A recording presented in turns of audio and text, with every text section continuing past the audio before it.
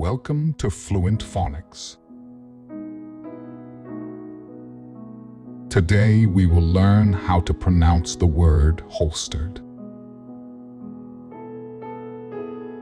Holstered. Holstered. Holstered.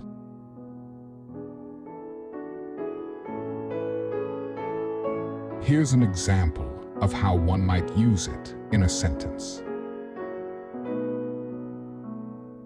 The officer holstered his gun before entering the building.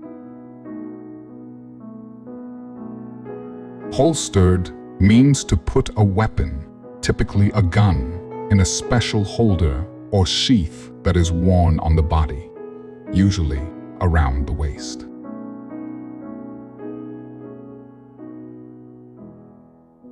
Thank you for your time. If you enjoyed this, please like and subscribe for further content.